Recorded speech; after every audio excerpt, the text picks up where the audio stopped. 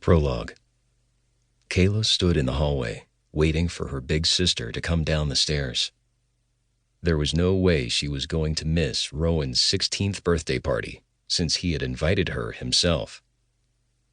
She had asked her mother, and she had said that she was finally old enough to go to one of the famous Holly parties. Kayla had taken great care in dressing for the evening, even doing her makeup extra heavy so that she'd look older than her stupid 13 years, 2 weeks, and 4 days. She was a little shocked at how much she looked like Lori with the war paint on. Lori had her 16th birthday just 2 months ago. She had idolized her older sister for as long as she could remember. Of course, the fondness wasn't mutual. If she had to rate their sisterly relationship, she'd give herself an A for effort, and Lori an F for not even trying. Kayla always felt like she was a burden to Lori. Their older brother Jerry, or JT as they called him, had moved out on his own shortly after graduating last year. It had taken him less than an hour to pack his things and disappear from the family. She had felt a little relieved since JT and their father were always yelling at each other. Not that she didn't like her brother, but she knew he was happier away from their father. Her brother had called when he found a place and a job.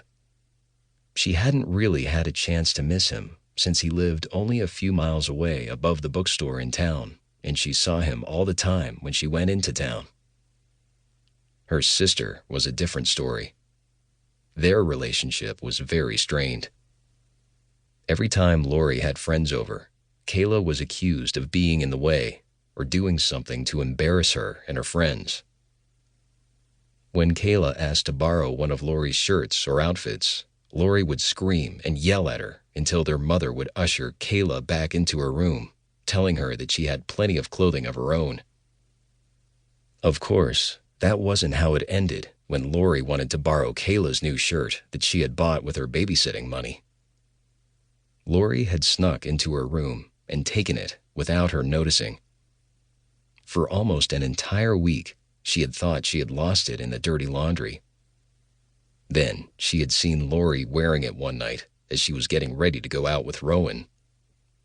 When she confronted her sister, Lori had informed her that it was hers now, since she had borrowed it over a week ago and Kayla hadn't asked for it back. 1 week is all you get. Then you relinquish your rights to the item. Relinquish? She had screamed and gone running to their mother, who had a migraine and waved her off, telling her to fight her own battles. Their father never got involved in fights, unless he did, in which case they were better off slapping on boxing gloves and duking it out. After the argument about the shirt, Lori had jumped in the old beat-up car their father had rebuilt last summer for her and disappeared. The next time she had seen her sister, there had been a large red stain that looked a lot like wine down the front of Kayla's new blouse. Her sister tossed the shirt in the trash, along with all of Kayla's respect. Lori was dating one of the dreamiest boys in town. Everyone knew that Rowan Hawley was going someplace.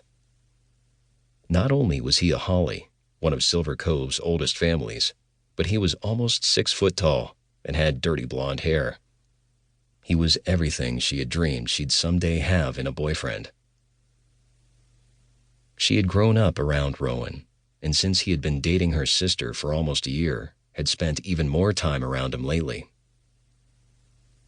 He had proved a better friend than her own sister or brother had on more than one occasion. Part of her knew that there was no way that Rowan would ever think of her as anything more than the annoying little sister of the girl he was dating. Still, her young mind dreamed of the day that he'd look at her as something else. She glanced at herself one more time in the mirror by the front door. Maybe tonight could be that night. She placed more lip gloss on her lips and smiled. She could easily pass for 16. Well, maybe 15 and a half. She was too skinny, and her boobs hadn't quite come in yet,